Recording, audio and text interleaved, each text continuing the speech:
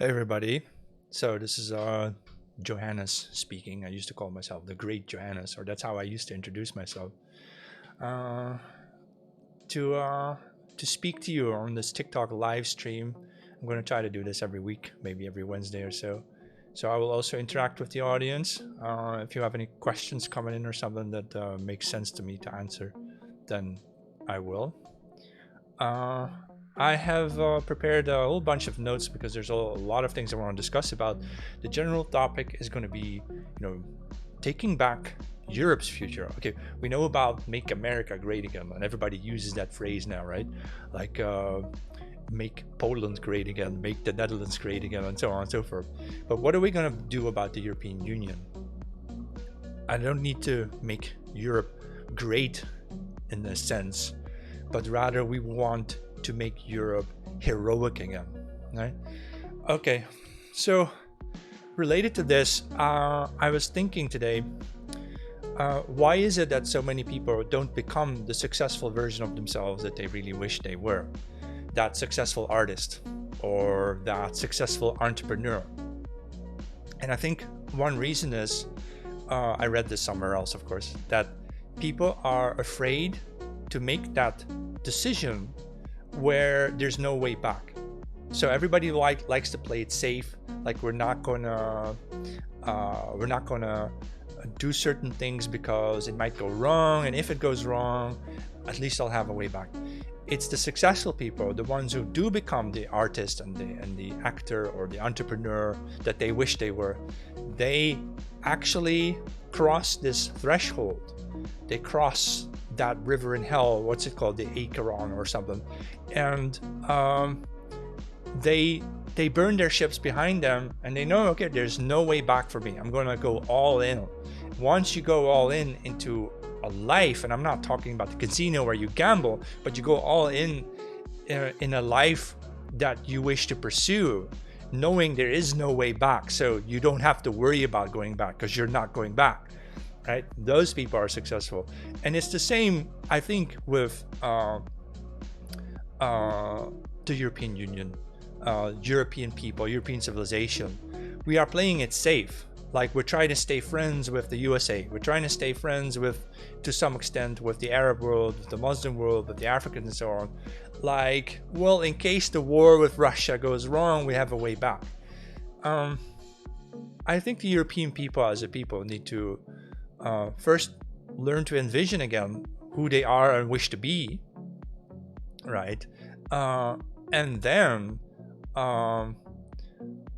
cross that threshold, burn the ships behind us, and simply accept our fate, namely that Europe has no real allies left. We are a market to the United States today, and maybe if we get conquered by Russia or by China, we become a market to them. We don't even need to be conquered because the Chinese are just eating away at our online commerce anyway.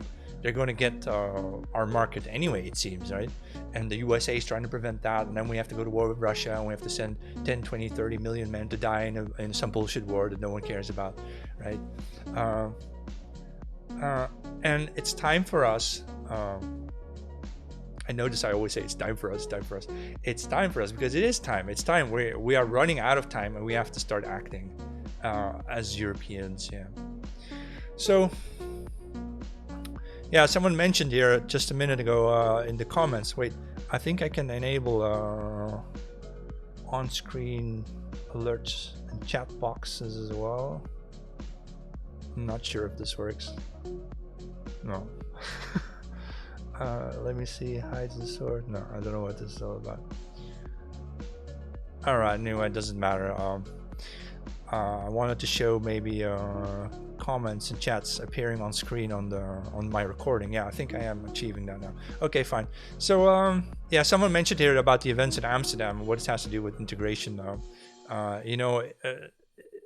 Both the Jews and the Moroccans and the North Africans who are fighting each other there in Amsterdam are not from Europe, right? They say they're from the Middle East. So this is an imported conflict, and my viewpoint or my stance on imported conflicts is we need to bomb the conflict, get away with both of these parties. We're not going to pick a side. That's my view, But I was thinking about that today as well. In the media, they portray it as follows. The Dutch media, they don't say it's North Africans fighting, soccer supporters from the Middle East, from Israel, Jews, right? They don't say it like that. They say, it's Amsterdam youth. Amsterdam youth, and they describe it in the media as Amsterdam youth who are taught to finish what Hitler couldn't finish, right? And then you get the impression, like, who are they talking about? You think they're talking about white boys and girls whose grandparents were in the SS or something, right? And then you have to like Google it and figure out, oh, it's actually Moroccans fighting Jews in Amsterdam. It's North Africans fighting Jews in Amsterdam. It's Muslims and Arabs and so on. And of course, vice versa. Don't tell me to believe the story. It might as well have been staged largely.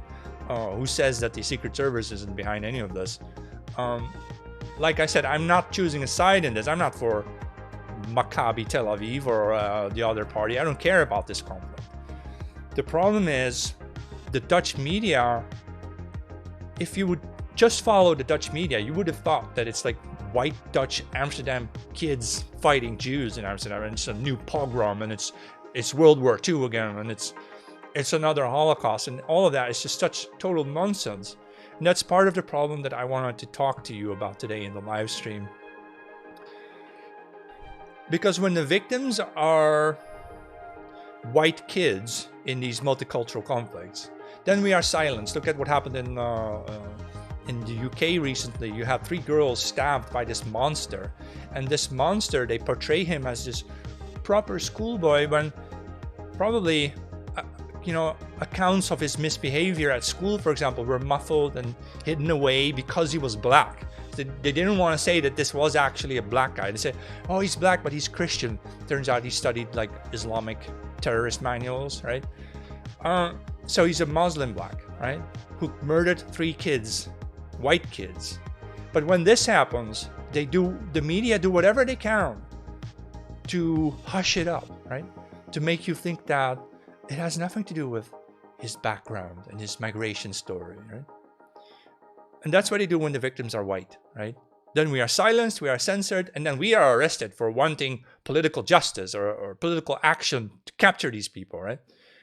But when the victims, as in Amsterdam, are purported to be Jewish people living in the West, then it's a pogrom, right? Then the attackers and their families are like, they have to be collectively dealt with. We have to like get them all, take their passports and send them back to the Middle East. That's what they're saying in the Dutch government now. The Hague, our parliament, our prime minister has said that he wants to take away passports of the Moroccan youth who have attacked Jews in Amsterdam. Why don't they say similar things when our white children are being murdered and raped? Why don't we take away the passports of our attackers, right? Why don't we send them back? We can never send anyone back except when the victims are Jewish. It's this two-tier. It's two-tier everything. The whole political system is two-tiered. You have to be Jewish to get the treatment that you deserve, right? If you're not Jewish, you're just an ordinary white person in the Netherlands, they're not going to respect your rights. They're not going to do anything for you. They're going to jail you for complaining about the rapists and the murderers that migrated in, right? Imported rapists and murderers, right? What's that got to do with skin color? I don't know. What's it got to do with skin color? You import rapists and murderers, send them back. Is that so hard? No. You'll only do that when the victims are special, right? Not when they're just ordinary white people. And so we in Europe have allowed this to happen. We've become tolerant of what? We've become tolerant of abuse against us, right? And this needs to stop, right? So I have a whole list of bullet points in front of me. So I want to go over a whole bunch.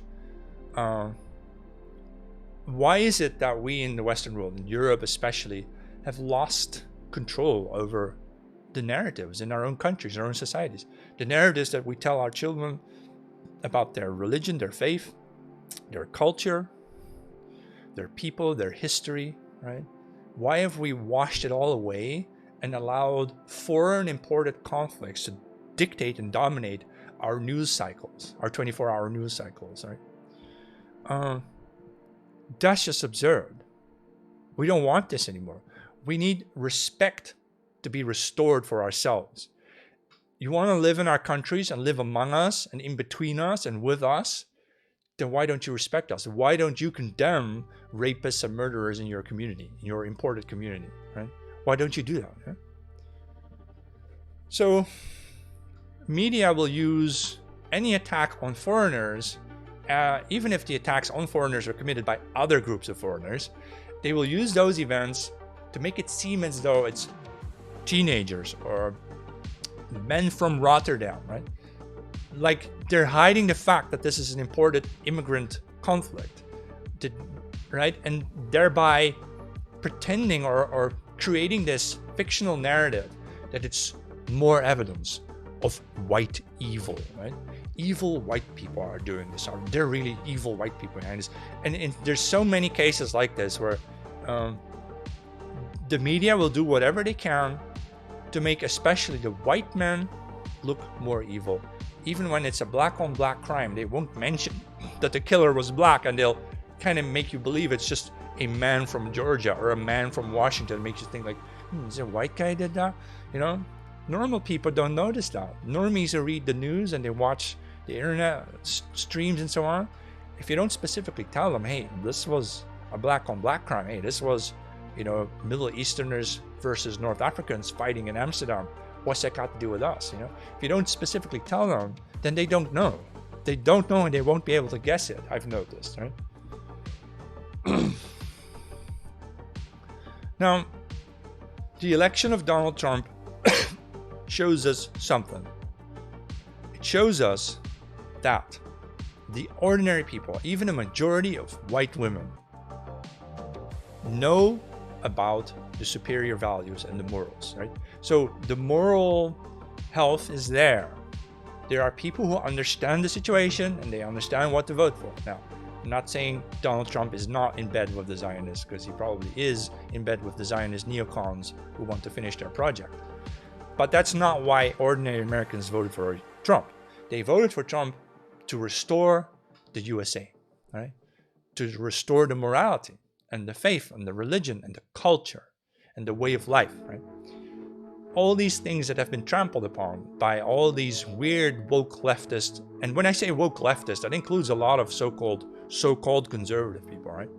Who go along with it because of what? Because of jobs and careers, right? They keep quiet about it, right?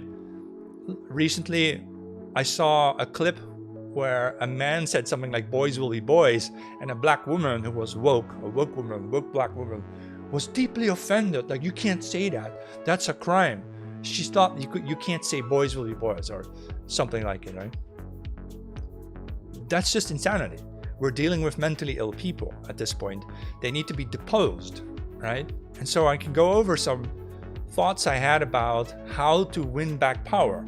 How do we, on the moral right, how do we, you know, march through our institutions, basically, do our own march through the institutions, our long night of the knives, or what you want to call it, Kristallnacht, yeah? Whatever it is, how do we seize back the influence and the power, the control, basically, over the civilization, the societies, the nations that our own ancestors built and left behind for us, not for foreigners to trample and destroy and spit on, right?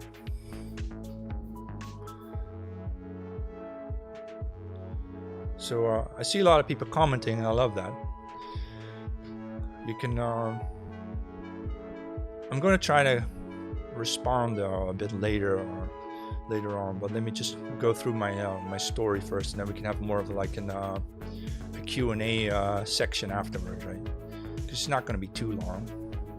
So, okay, I was talking about how the American people voting for Trump means the American people, the average man in the street and the woman in the street, they know what is right and wrong. They can tell the difference, right? Now they bring in Elon Musk, and he cares a lot about government efficiency. But here I want to have a slight little warning. I like Elon Musk to a certain degree, or there's some things that are a bit off, right? Mr. Musk, you know, if he plans to make the government more efficient, let us beware. We don't want more efficient diversity. We don't want more efficient immigration. We don't want immigration. We don't want diversity, right? That should be very, very clear.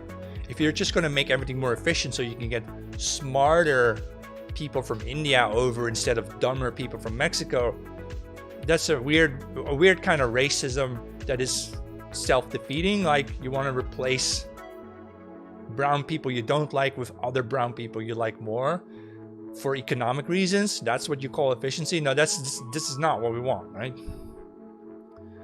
We want greater investments in our own people so that we can have more families, more affordable housing.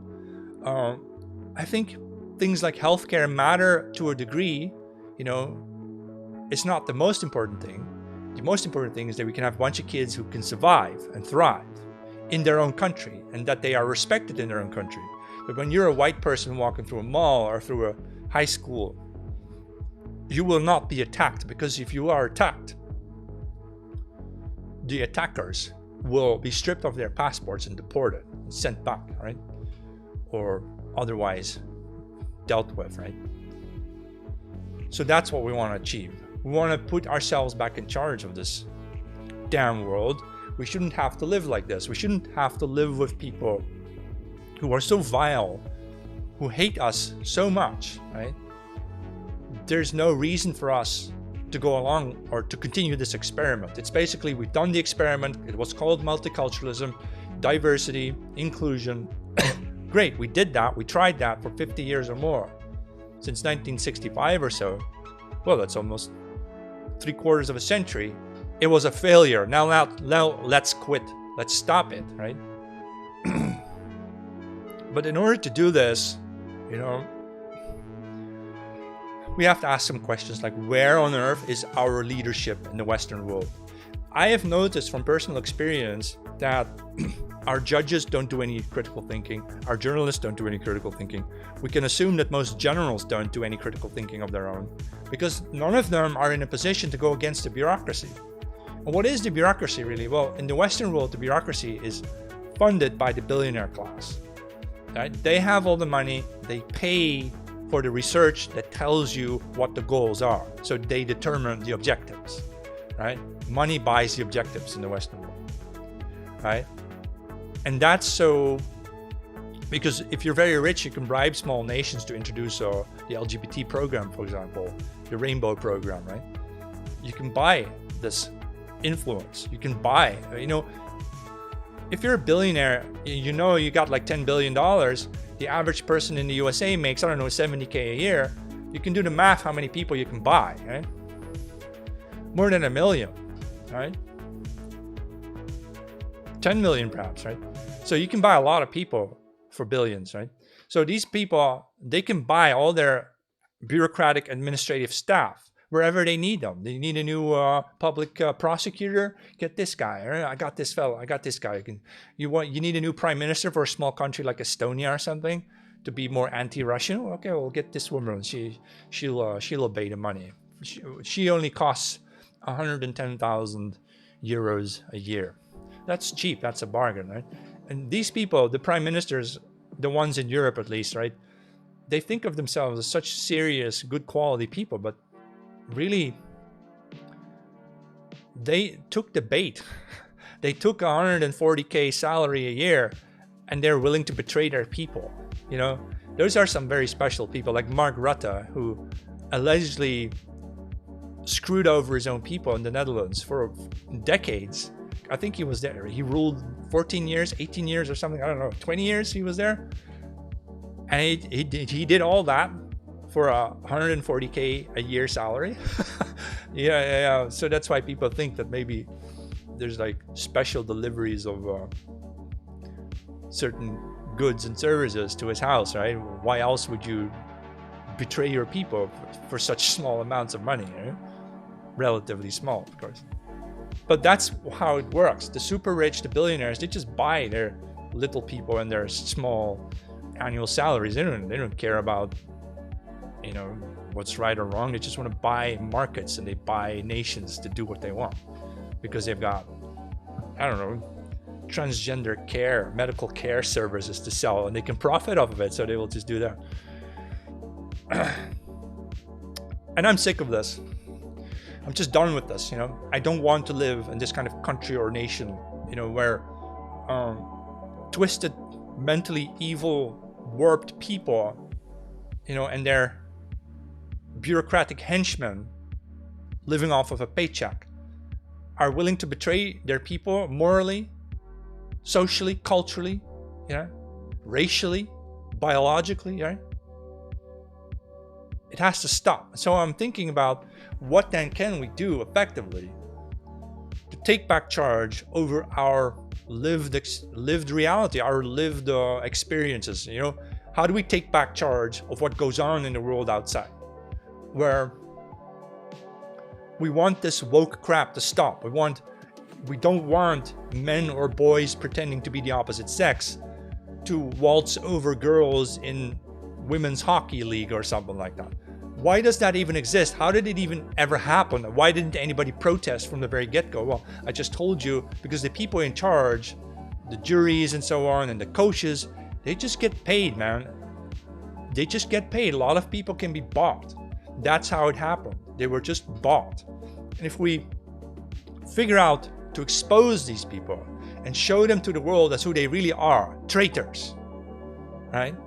Evil, greedy traitors, then maybe, we can shift the culture around, tip the balance in favor of our own superior morality, as I would call it. So we want to take over the institutions. That means,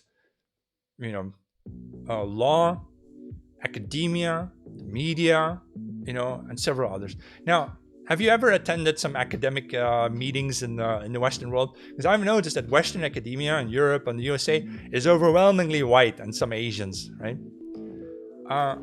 Despite their love affair with the whole woke and trans crap, if you would walk into any university in Europe, you would not notice that they hold these beliefs. So it begs the question what percentage of academic staff, PhDs and professors, actually believe in the woke stuff, and how many of them are also just quietly going along with it to keep their paycheck and keep their tenure and so on. I think a lot of them, right? Hold on. So we can take back academia. We have smart people. So the question is, how do we win back influence?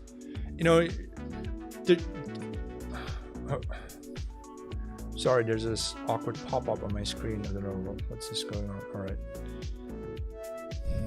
Evil pop-up with a big red cross.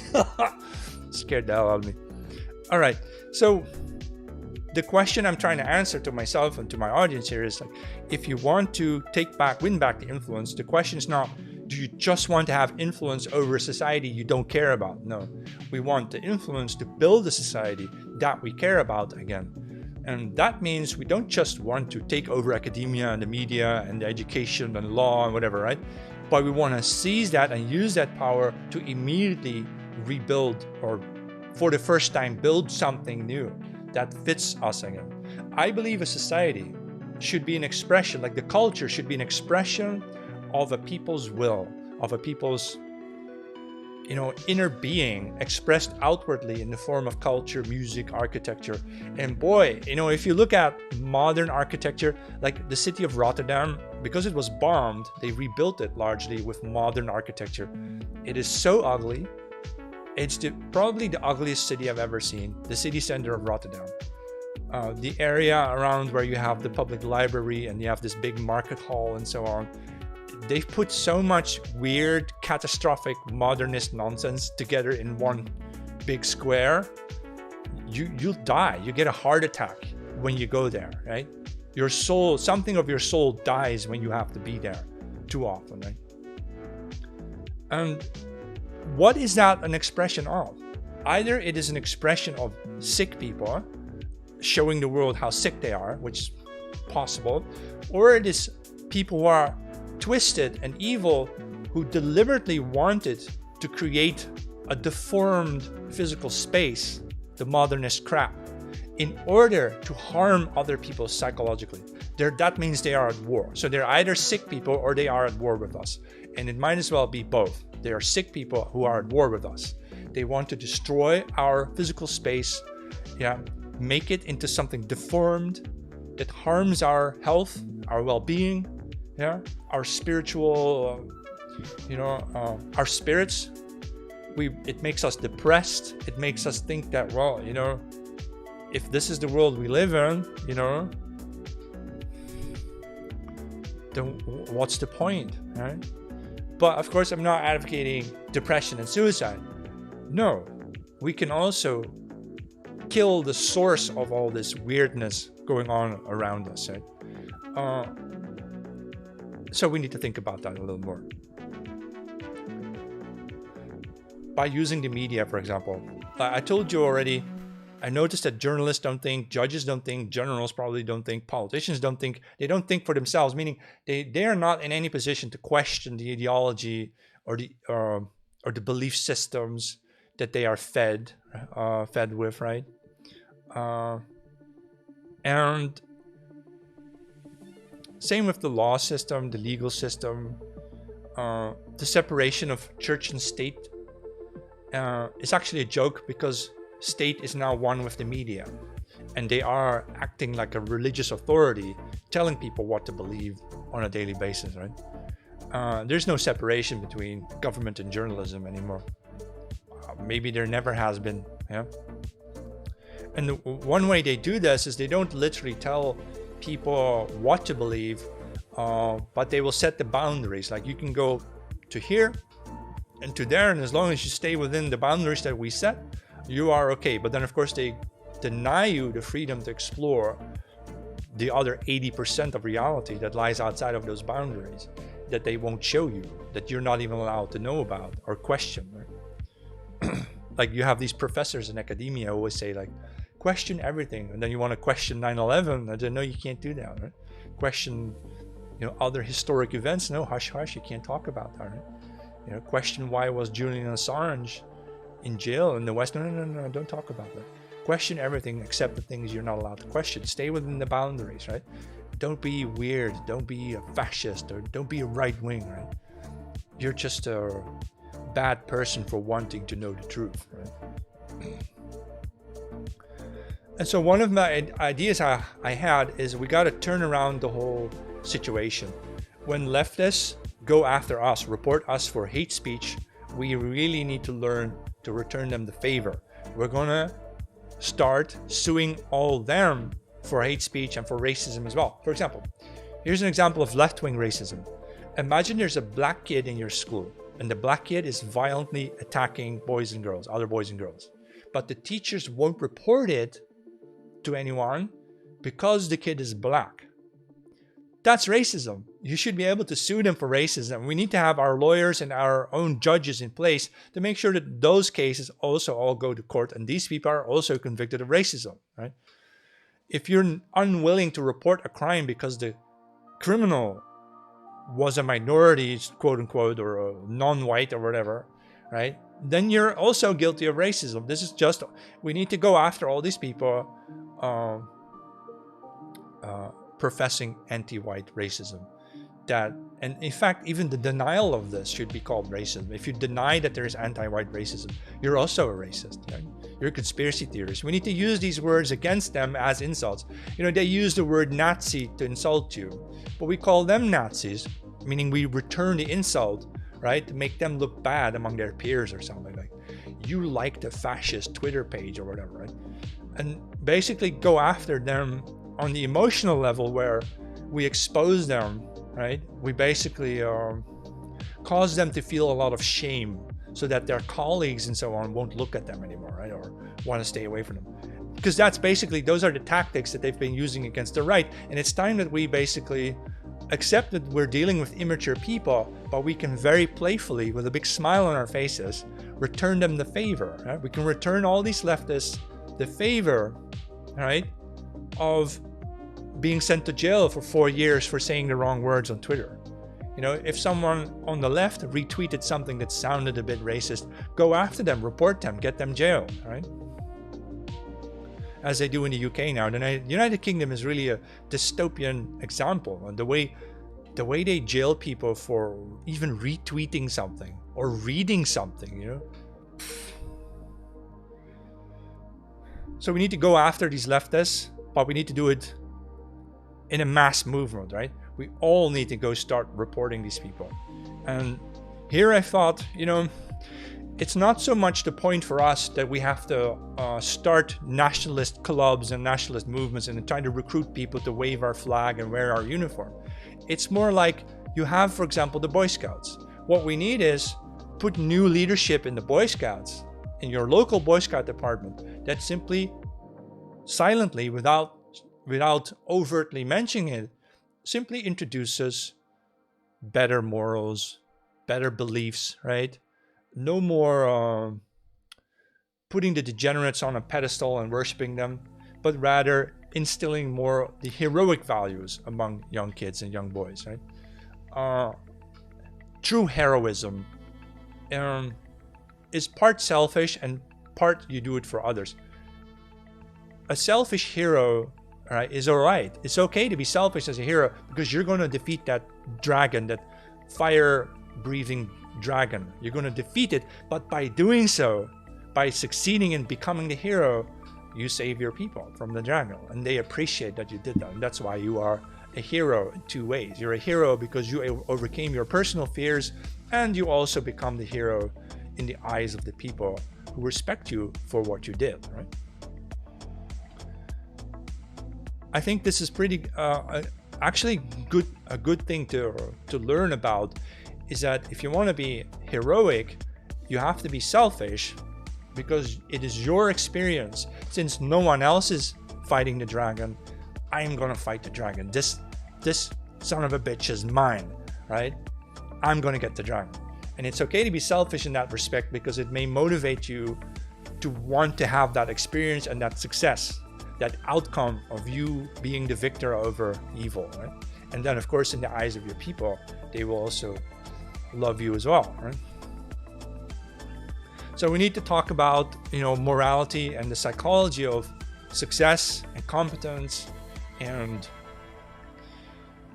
what makes people who face off with evil and who defeat evil, what makes them tick, what makes them strong, where do they get their confidence, where do they get the idea to even do things like that. And we need to start spreading this kind of vision through the Boy Scouts, through schools and music programs, not in the form of nationalist clubs where they have to wear your bandana or whatever, right? It's not the Bloods versus the Crips in the New York City. This is about us simply completely from the inside out taking back charge of our whole culture, right?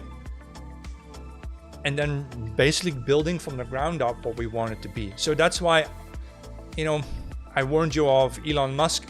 At the start of this video. If you just want to focus on making things more efficient, then we're going to miss out on what we should be doing, is a total cultural revival, the revival of the West, the revival of our spirit, right?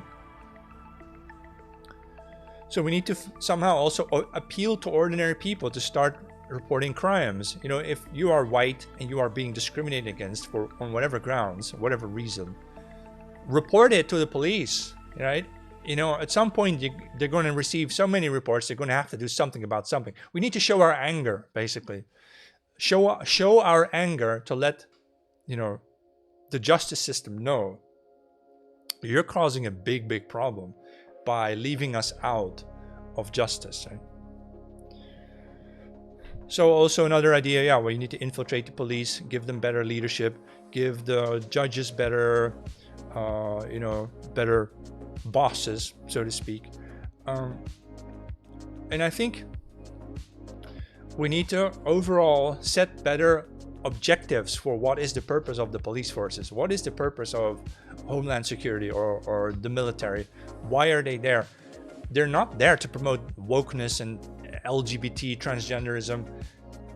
No, let's give them actually objectives that are good for people, that we can believe in, right? So And then you can also partially do a financial revolt. It's illegal in the Netherlands where I live now. It's illegal to call for sedition, right? To get people to fight the government. But of course, it's not illegal to tell people to quit shopping, right? Quit spending your money on commercial garbage that you don't need. You know, a big part of the problem is that we ourselves are buying the stuff from the billionaires who then use that money against us, right? So defund the evildoers. In the United States, there were about 40 billionaires or so who supported the Republican candidate, but about 80 big billionaires, meaning big donors, who supported Kamala Harris. Now, why is that? Why does a majority of politically active billionaires support the far left and the Democrats and the woke and the trans? Because it's a business model. You can make money off of making people sick, so you can sell them a medicine, right? That's the whole idea. You can make money off of trans surgeries. You know, it costs you like $1 million or $2 or $3 million if you want to go through the full works, right? So it's just business to them. They just make money off this shit, right?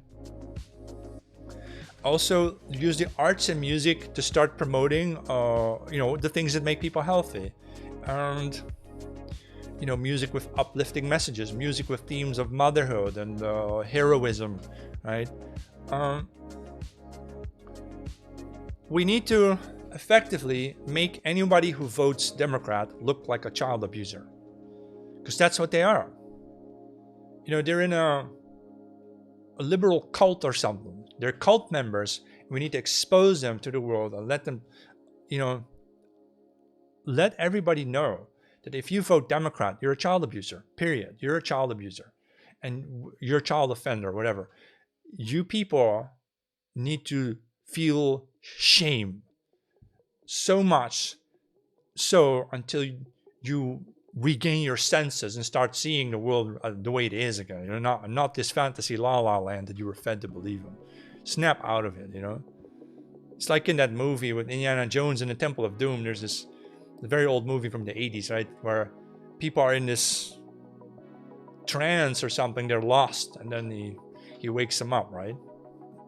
That's what I think these Democrats are. They're just moral zombies almost, you know. They need to be woken up. Right, so when it comes to us Europeans, I think we need to accept that we are on our own. No one's going to come to save us, and we're running out of time.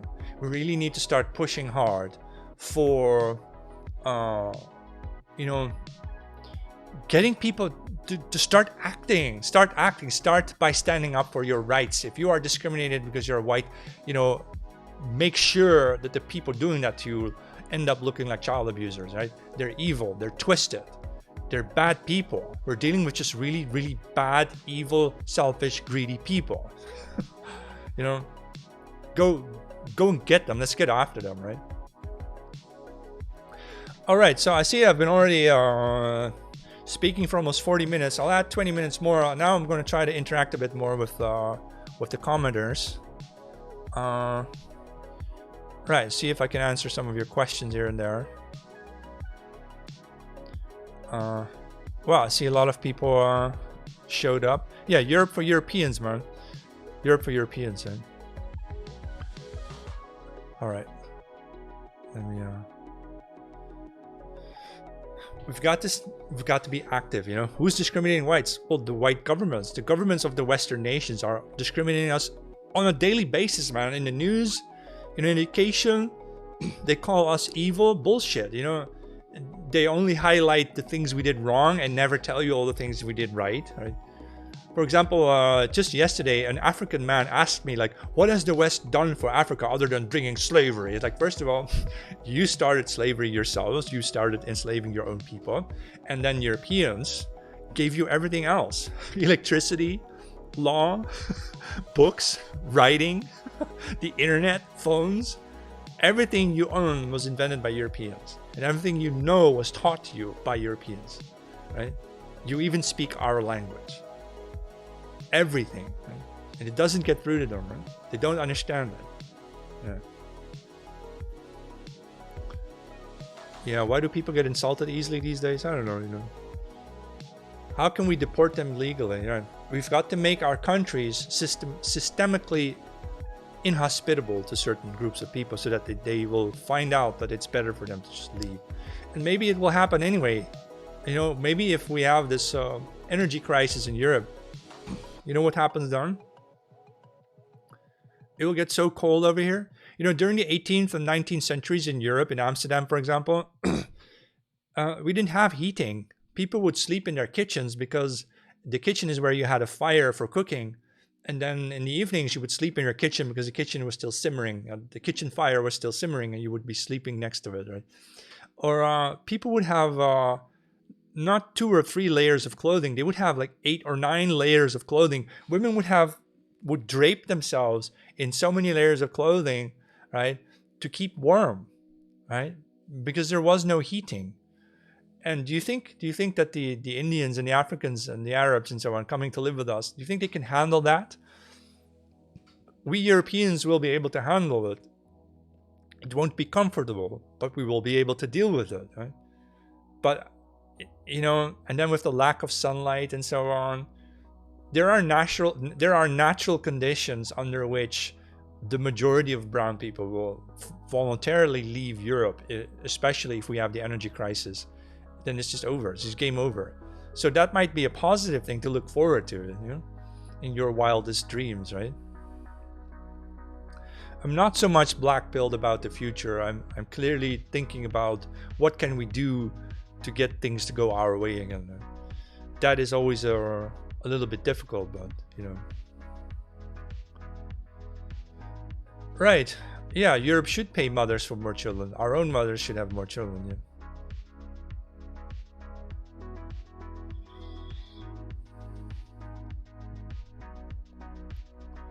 Hold on.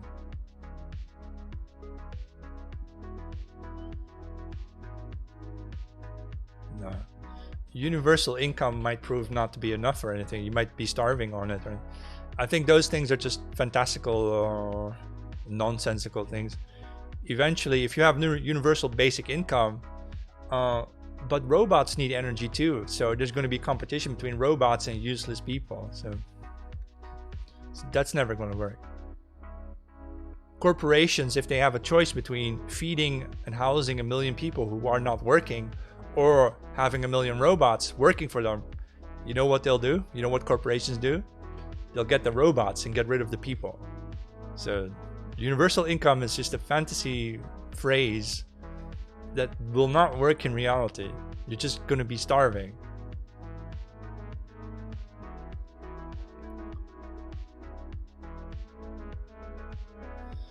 Right? No, you know, what is happening now in the past 2 years, since 2002, more than 1 million migrants came to the UK, and 400,000 of them are living off of welfare payments. You know what this means? Eventually, the economy will be bankrupted. You're not gonna survive as a society when you keep doing that. But if you have to feed and house them, it's like they're pets. Do you think they're pets? You know? No, this isn't right. This is not going to work in the long term, you know? Power to the colorless. Yeah.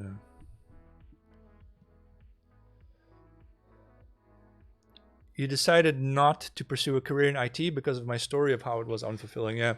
Yeah. I used to work in IT, but you know, nobody reads your code. You know.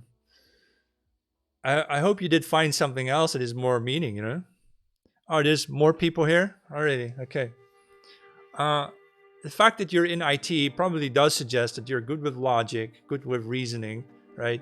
So what sort of jobs could you pursue when you're like that? You could be a philosopher, of course.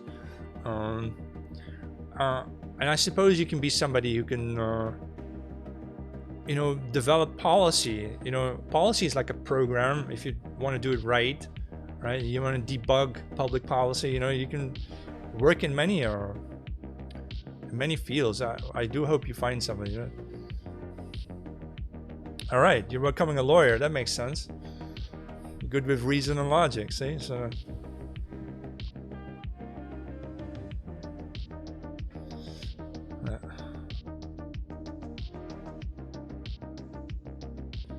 Are you religious? Yeah, I feel a deep sense of a religious connection, spiritual connection, but I don't like it if the churches nowadays, if all they do is ask people for money because they're bankrupt and now they need more money, right? So it should be about, if you want me to give you €5 or a dollar or something for a sermon, then make the sermon about something I care about, right? And not some regurgitated, rehearsed crap about having to spend more money or be a good spender or something,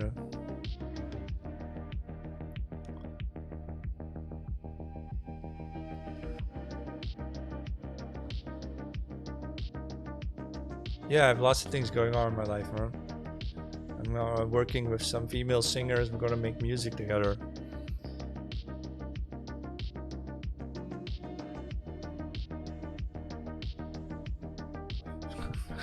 Yeah, con artists.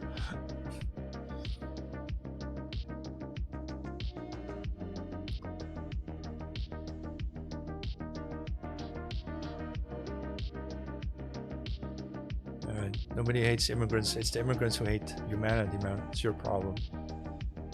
Goodbye.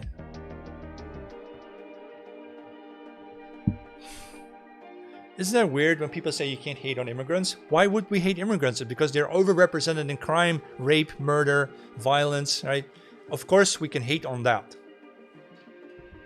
It needs to be rooted out. It should be dealt with in 24 hours. We take all these immigrant rapists and murderers and they're gone within 24 hours. I don't care where, send them back.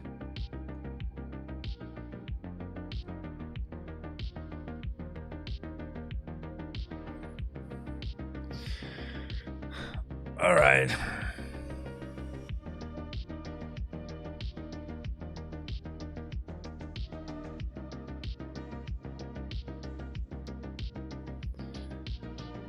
Yeah, this is a bit stupid. Europe has been importing masses of millions of these Muslim people, and now they want to support bombing Gaza, and you thought that the Muslims living in Europe now are going to support you doing that or something weird, huh? Are these people just in charge just completely stupid? Probably. I think our politicians are just completely stupid, Our forefathers taught you how to read and write. Yeah, you're going to teach us to read and write, but we already know how to read and write, so you can't teach us anything anymore, see? So George Soros is in charge of migration. Yeah, the Open Society, yeah.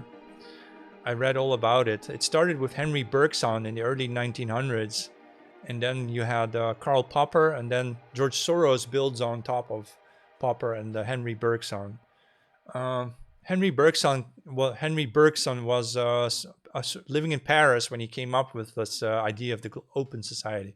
It's just a cosmopolitan ideology that became something that this Soros fellow wanted to make real. He wanted to turn it into reality,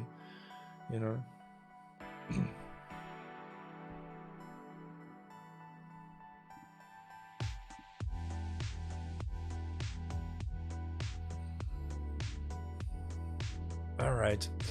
Okay, I see. I'm gonna shut down the live stream, and then because I've been talking for 50 minutes or so. I'll do it again next week, every Wednesday if I can keep up the schedule. But definitely once a week or so, I'll join you again. I hope you enjoyed this one, and I'll put this one on. I'll send it out on my newsletter at www.jmk.info, and I'll also put it out on my YouTube channel at The Great Johannes. All right. Thank you for watching, and see you next time.